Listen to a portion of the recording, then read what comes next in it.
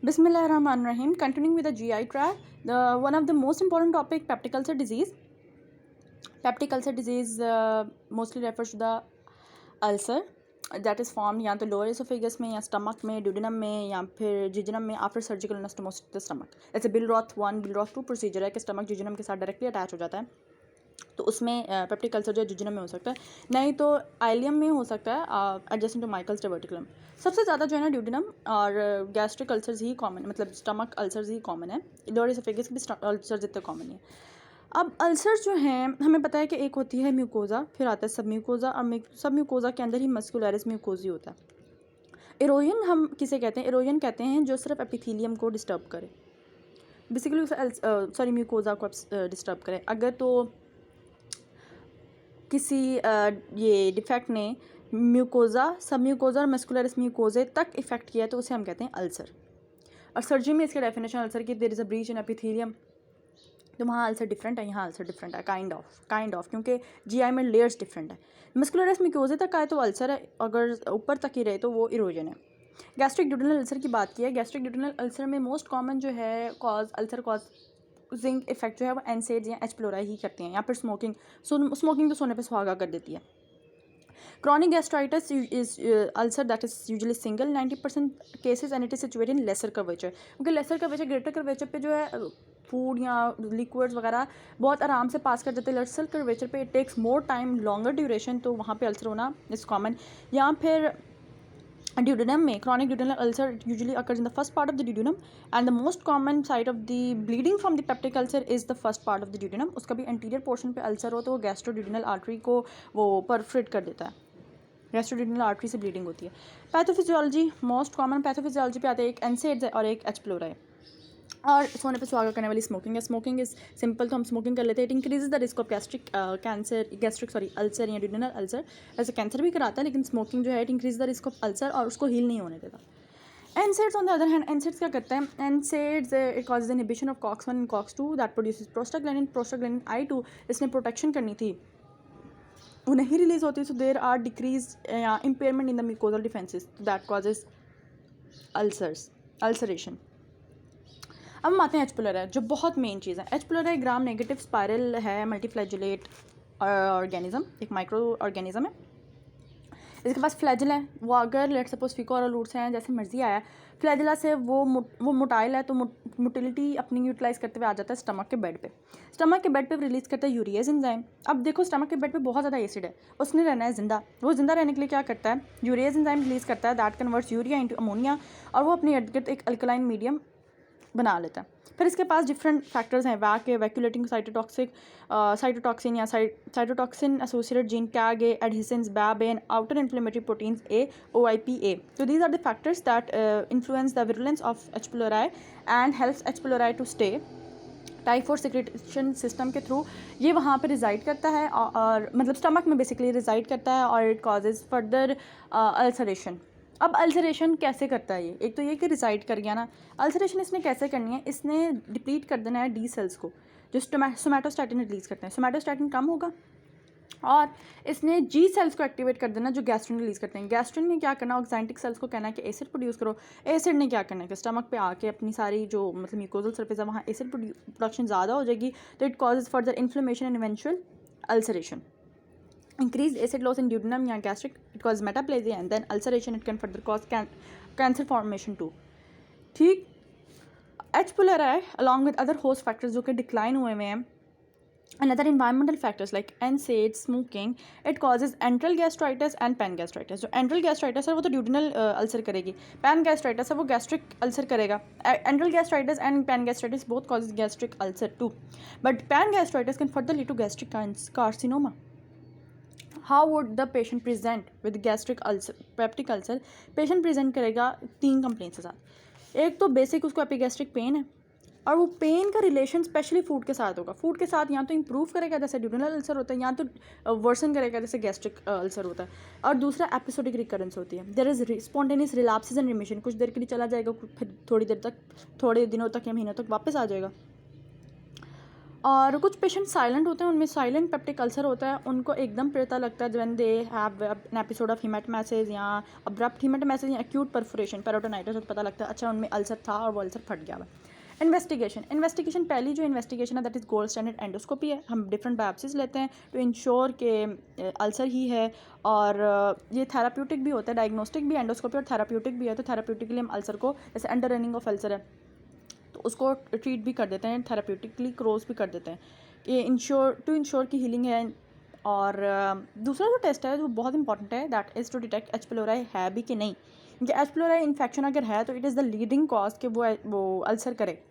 H पिलोराई को कैसे detect करना है, देयर है non invasive method, there invasive method. Non invasive का बेस्ट है फीकल एंटीजन टेस्ट, नहीं तो यूरिया ब्रेथ टेस्ट से भी पता लगा सकते हैं। इन्वेसिव में जो बेस्ट टेस्ट है वो है microbiological culture, that's gold standard, define antibiotic sensitivity. नहीं तो histological you can take the biopsy and you can get to know. Rapid urease test is also a test that you can measure invasive, or one of the invasive method जो enteral biopsy से लेते हैं।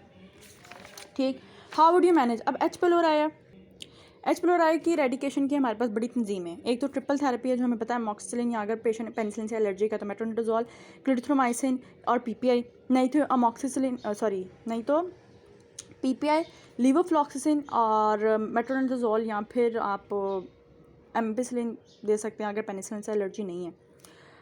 ये देने आपने 7 दिन के लिए, और इसे एक्सटेंड कर सकते हैं अप टू 14 डेज। अगर ट्रिपल थेरेपी से भी आराम नहीं आ रहा तो क्वाड्रिपल थेरेपी देनी है, that would again last for 10 to 14 days. OBMT में है हमारे पास ओमिप्राजोल, यानी पीपीआई, बिस्मिथ सब्सिट्रेट, मेट्रोनिडाजोल, या फिर penicillin if the patient is not allergic to ampicillin, मतलब ampicillin if the patient is not allergic to penicillin, और tetracycline. ये 10 to 14 डेज ये क्वाड्रिपल थेरेपी पेशेंट को देंगे। अगर वो ऊपर वाली दोनों थेरेपी से रेजिस्टेंट हैं, या those who still colonise H pylori even after 2 treatment, तो फिर हमारे पास रेस्क्यू थेरेपी आती है। वो उसमें आता है लीवोफ्लॉक्सिसिन, क्लिरिथ्रोमाइसिन और पीपीआई, उसमें मेट्रोनिडाजोल या एम्पिसिलिन निकल जाती है। सब्सिक्वेंटली अगर किसी पेशेंट को एच पिलोराई है तो उसे एनसेड्स, एच पिलोराई है तो एच पिलोराई को पहले रेडिकेट करें। और अगर लेट सपोज के पेशेंट को आर्थराइटिस है और उसे जो है एनसेड्स देना ही देना है, तो एनसेड्स के साथ उसे पीपीआई भी लाजमी दें, और एनसेड्स की डोज को रेगुलेट करें पेशेंट की कंडीशन के साथ। अब एच पिलोराई के रेडिकेशन में हम इतनी एंटीबायोटिक दे रहे हैं तो क्या क्लोस्ट्रीडियम डिफिकल्ट नहीं आ सकता और डायरिया कर सकता है। मेट्रोनिडाजोल दे रहे हैं, they can cause flushing and vomiting when taken with alcohol, nausea, vomiting, abdominal cramps, headache and rash can अकर।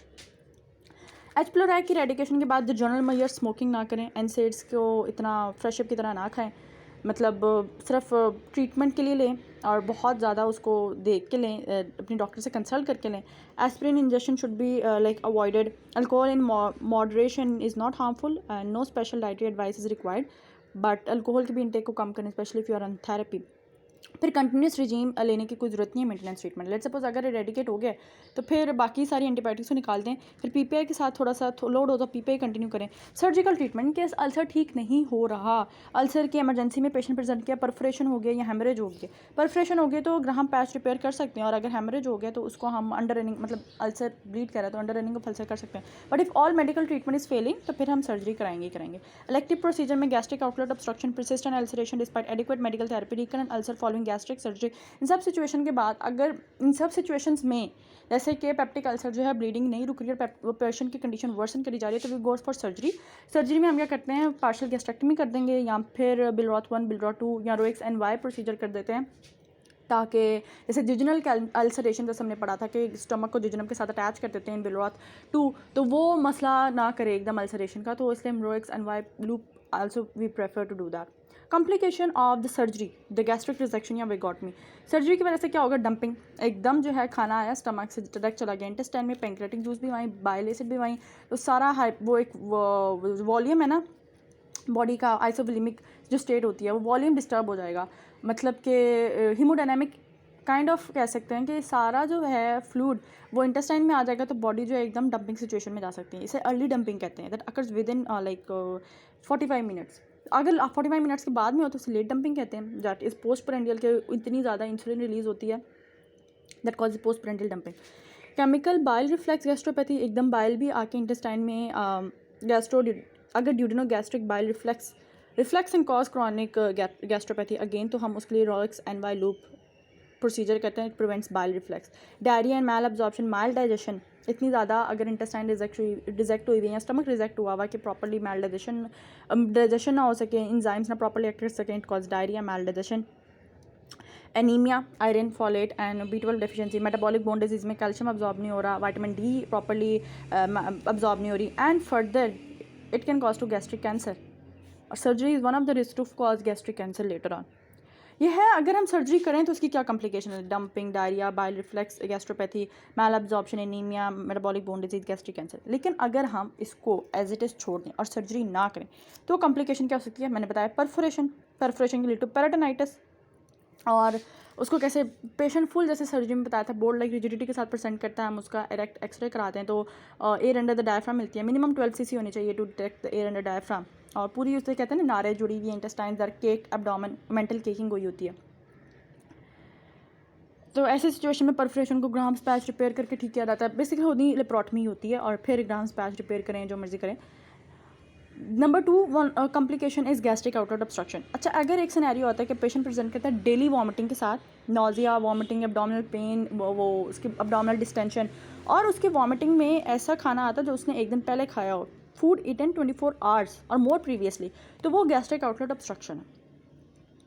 और ऐसे पेशेंट में आप फिजिकल एग्जामिनेशन में you can find succussion splash that is elicited 4 hours. उसने कुछ खाया, उसने कुछ पिया, तो उसके बाद 4 घंटे बाद भी आप उसके पेट को थोड़ा सा लाएँ तो you can find a succession splash. Gastric outlet obstruction की उसमें एक जो वॉमिटिंग है उसमें एक क्राइटेरिया ये भी है कि अक्सर लिखा होता है कि मेटाबॉलिक डिस्टर्बेंस होती है, और कौन सी, hypochloraemic metabolic alkalosis with paradoxical aciduria. तो ये वाला भी पॉइंट आपको फॉरेन सिनेरियो में पता लग जाना चाहिए कि अच्छा इसका साथ ये मसला है।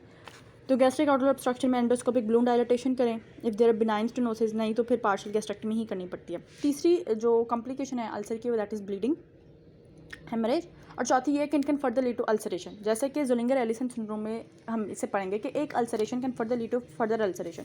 Zollinger Ellison syndrome it's a rare disorder, लेकिन इसमें ट्रायड बनती है। ट्रायड क्या है कि there is a lot of secretion of gastrin from the pancreatic non B cell islet tumours of the pancreas, जो गैस्ट्रिनोमा उनमें होता है, गैस्ट्रिन सिक्रीट करते हैं। गैस्ट्रिन सिक्रीट करने से स्टमक क्या सेंस करता है कि गैस्ट्रिक एसिड ज़्यादा सिक्रीट करें, गैस्ट्रिक एसिड सिक्रीट होने से there is severe peptic ulceration. इतना ज़्यादा एसिड प्रोड्यूस होता है, the pH is less than 2 और लेस दैन 2, तो दैट कॉज पेप्टिक अल्सरेशन। और ज़ोलिंगर एलिसन सिंड्रोम या जिसे इंसुलिनोमा कहते हैं, इंसुलिनोमा दैट प्रोड्यूस गैस्ट्रिनोमा जिसमें कवर हो जाता है, it's one of the disease of MEN type 1, जिसमें पिट्यूटरी ग्लैंड्स के भी ट्यूमर हैं इन्वॉल्व, प्रोलेक्टिनोमा और हाइपरपैराथायरॉयडिज्म और इंसुलिनोमा, ये 3 मिलके मेन टाइप 1 बनाते हैं। ठीक, तो Zollinger Ellison syndrome is one of the complication या one of the you can say manifestation of MEN type 1। Clinical feature, patient बहुत सीवियर पेन के साथ and often multiple peptic ulcer के साथ प्रेजेंट करता है। Multiple peptic ulcer, how would you investigate, there would be hypersecretion of acid, और आप gastric aspiration से कंफर्म कर सकते हैं कि एसिड बहुत ज़्यादा है। सीरम गैस्ट्रिन लेवल्स कराएंगे, you will find that's grossly elevated 10 to 1000 fold. और नॉर्मली अगर सिक्रेटन हार्मोन का इंजेक्शन दिया जाए तो gastrin concentration is slightly decrease, यहाँ पे कुछ चेंज नहीं आएगा। लेकिन ज़ोलिंगर एलिसन सिंड्रोम के पेशेंट में बहुत ज़्यादा ड्रामेटिकली इंक्रीज़ कर जाती है। ऐसे पेशेंट में ट्यूमर लोकलाइजेशन करते हैं थ्रू एंडोस्कोपिक अल्ट्रासाउंड और radio label somatostatin receptor scintigraphy. Endoscopic ultrasound याद कर लें, it would be more helpful, it's single most sensitive test to locate a tumour. अगर तो एक ट्यूमर है, सिंगल और स्मॉल ट्यूमर है, तो उसको तो ट्रीट किया जा सकता है बाय डिसेक्शन। लेकिन अगर मल्टीफोकल ट्यूमर्स हैं तो फिर वो मेटास्टेसाइज कर चुके हुए हैं, और ऐसे पेशेंट्स पे सर्जरी इज इनअप्रोप्रिएट, तो PPIs या ओमेप्राजोल देके ही पेशेंट को सिम्टोमेटिकली रिलीव कराते हैं। Next important topic is coeliac disease from the small intestine. Coeliac disease is one of the disorders of malabsorption. Malabsorption में क्या क्या आता है हमने पहले ही पढ़ा था, coeliac, tropical sprue, Whipple's disease और लैक्टेज डेफिशिएंसी। इसमें coeliac disease an inflammatory disorder. Inflammatory disorder इस तरह का है कि it is intolerant to gluten that is present in wheat, barley, rye, oat में थोड़ी सी होती है, लेकिन you can say to some extent oat भी। और इसका ट्रीटमेंट यही है कि ग्लूटेन फ्री डाइट दी जाए। HLA टाइप्स इसमें कौन कौन सी होती है, एक तो HLA DQ2 लिखी हुई है और DQ8। DQ2 के आगे फर्दर है कि 2.5 is common, most common, DQ8 is less common, लेकिन 2.5, 2 और 8 ज़्यादा कॉमन है, 2.2 इट्स लीस्ट कॉमन, लेकिन फिर भी सीलिएक करा सकती है।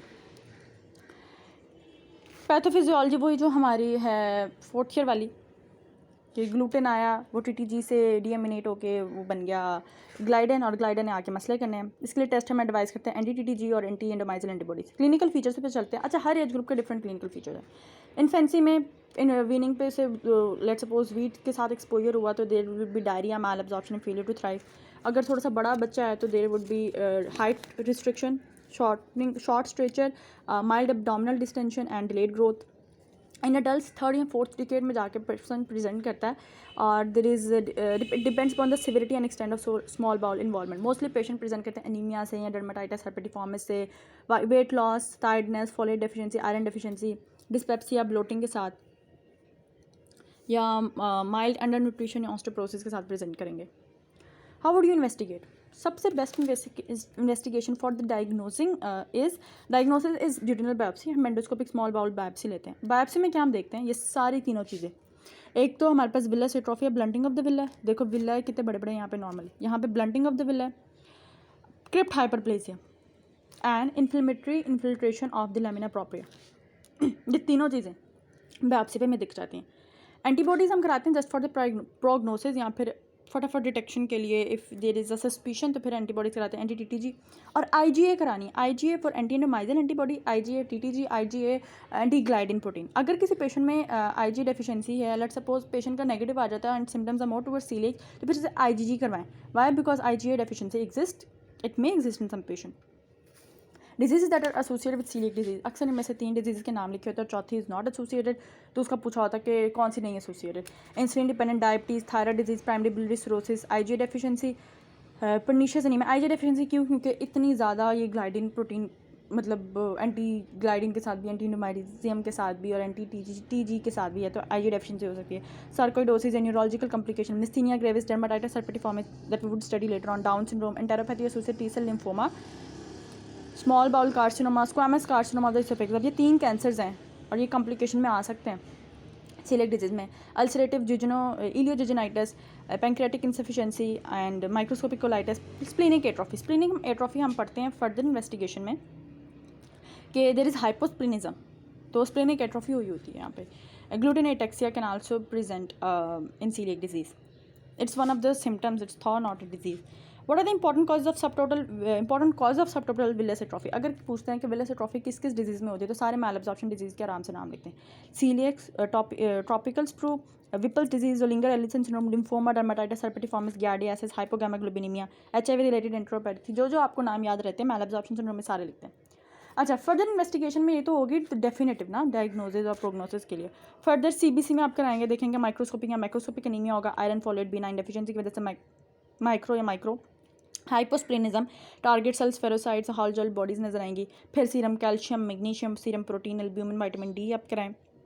और डेक्सा स्कैन कराने पे आपको पता लगेगा कि there is osteoporosis of the bones. How would you manage? एक तो सारे डेफिशिएंसीज को मेकअप करें और ग्लूटेन फ्री डाइट पे लगा दें। वीट, बार्ले, राय और इवन ओट्स से इनिशियली भी परहेज़ करें। 6 से 12 महीने के बाद ओट्स ऐड कर लें, वो कोई मसले वाली बात नहीं।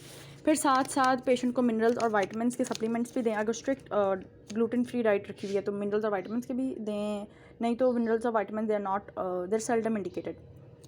प्रोग्नोसिस कराएं। प्रोग्नोसिस किससे करानी थी? हमने पहले डिस्कस किया था, एंटीबॉडी से, एंटी-TTG और एंटी एंडोमाइसिल एंटीबॉडी से प्रोग्नोसिस करेंगे और देखेंगे। अगर जैसे पेशेंट स्प्लेनिक एट्रोफी में गई हुई है, हाइपोस्प्लेनिज्म में गई हुई है, तो ऐसे पेशेंट को निमोकोकल या इन्फ्लुएंजा की वैक्सीन भी लगेगी। Now coming towards the complication, what complication can occur in coeliac disease? एक तो सारे वो 3 cancers, enteropathy associated T cell lymphoma, small bowel carcinoma, squamous carcinoma of the oesophagus and ulcerative jejunoileitis, osteoporosis, osteomalacia, it can lead to perforation and obstruction. Corticosteroids, they may be helpful in such cases of inflammation. Some of the diseases that are associated in malabsorption absorption syndrome में से जो coeliac के साथ associated है, dermatitis herpetiformis। होता कुछ यूँ है कि ये स्किन है, इसकी डर्मिस है और ये इसकी एपिडर्मिस है। अगर डर्मिस के ऊपर से ही ऐसे ब्लेब्स निकल आएँ जो डर्मिस और एपिडर्मिस के जंक्शन पे, लेट्स सपोज यहीं लगा लेते हैं, डर्मिस और एपिडर्मिस के जंक्शन पे IgA की डेपोजिशन होने लग जाए तो ये ब्लिस्टर्स बन जाते हैं और it presents as dermatitis herpetiformis on elbows, knees, back and buttocks. IgA deposition है डर्मो एपिडर्मल जंक्शन और ये 10% सीलियक डिजीज़ के साथ एसोसिएटेड होते हैं। जो ही ग्लूटेन फ्री डाइट दी जाती है तो डर्माटाइटिस सर्पिटिफॉर्मिस जो है इसके वेसिकल्स भी गायब होने लग जाते हैं। Tropical sprue again chronic progressive mal absorption in patient with tropics specially in tropics, जो कि कुछ रीजनल कुछ ऑर्गेनिजम्स के against like small bowel bacterial overgrowth with Escherichia coli enterobacterial Klebsiella lights frequently seen. इसकी ट्रीटमेंट क्या है? Treat for tropical sprue, treat for tetracycline 4 times day for 28 days, और tetracycline के साथ जो है फॉलिक एसिड भी देना है। फिर विपल्स डिजीज़ है among mal absorption. Whipple's disease में you can find on biopsy कि there is infiltration of small intestine, infiltration of foamy macrophages, वो जो कि stain positive in PAS periodic acid Schiff, और ये सारे आपको मिलेंगे बायोप्सी पे because they're infiltrated in the small intestine mucosa. ठीक, नेक्स्ट हम चलते हैं अपने इंपॉर्टेंट टॉपिक पे, दैट इज़ एब्डोमिनल ट्यूबरकुलोसिस। इसे एमसीक्यूज़ के लिए करना है, लेकिन मैं आपको जनरल एक ओवरव्यू दे देती हूँ। जब भी माइकोबैक्टीरियम जैसे बोवियस हम कहते हैं कैन पास्चराइज्ड मिल्क में होता है, वो एब्डोमिनल ट्यूबरकुलोसिस करा सकते हैं। नहीं तो माइकोबैक्टीरियम ट्यूबरकुलोसिस किसी को चेस्ट मतलब लंग टीबी हुआ हो, पल्मोनरी टीबी हुआ हो, तो उसके कफ करने से अगर वही कफ जो है स्वॉलो हो जाए, उसमें माइकोबैक्टीरियम ट्यूबरकुलोसिस स्वॉलो हो जाए, that can cause abdominal tuberculosis. और कुछ पेशेंट्स तो बगैर किसी पल्मोनरी सिम्टम्स के प्रेजेंट कर जाते हैं। Mycobacterium tuberculosis love to reside in the ileocaecal region, क्योंकि वहाँ पे पायर्स पैचेस बहुत हैं। ठीक, और इसकी जो है presentation it's similar radiological finding भी even it's similar to Crohn's disease, क्योंकि आइलियम को ये इफेक्ट करता है। देयर इज़ अच्छा, इसमें एक्यूट या सेवरल मंथ से एब्डोमिनल पेन होती है। डायरिया इसमें कम होगा। क्रॉन्स डिजीज़ में अगर डिफ्रेंशिएट करना है क्लिनिकल ग्राउंड पे, तो क्रॉन्स डिजीज़ में diarrhoea would be more. Low grade fever in TB as it's very common. How would you diagnose? TB में एक तो टीबी का टेस्ट उसका कल्चर करेंगे, लेकिन उससे पहले ESR would be raise, alkaline phosphatase would be raise. Alkaline phosphatase raise होगा तो इट कैन प्रेजेंट के अच्छा कोई लिवर का मसला है, लेकिन लिवर बायोप्सी करके आप रूल आउट कर सकते हैं लिवर के मसले को। कल्चर में भी helpful in identification of organism, but culture would take 6 weeks। Lowenstein Jensen medium तो सॉलिड मीडियम है, it would take 6 weeks। BACTEC medium भी कर सकते हैं। नहीं तो अब तो बहुत आसान है कि बायोप्सी लें, उसका PCR टेक्निक से उसकी बायोप्सी स्पेसिमेन का PCR कर लें, टीबी आपको मिल जाएगा। Tuberculosis organism management pulmonary tuberculosis के लिए 6 महीने के लिए लेते हैं 4 दवाइयाँ, पहले 2 महीने, फिर 2 दवाइयाँ, बाकी 4 महीने। यहाँ पे 12 महीनों के लिए लेते हैं। और management is with isoniazid, rifampicin, pyrazinamide and ethambutol. और इवन तो बैक्टीरियोलॉजिकल या फिर यूरोलॉजिकल कोई प्रूफ, हिस्टोलॉजिकल कोई प्रूफ मिले या ना मिले, और जो सिम्टम्स हैं लो ग्रेड फीवर वगैरह जो एब्डोमिनल ट्यूबरकुलोसिस के हैं, तो फिर स्टार्ट विद द थेरेपी। बाकी जो हम नेक्स्ट वीडियो में डिस्कस करते हैं। जज़ाकल्लाह खैर।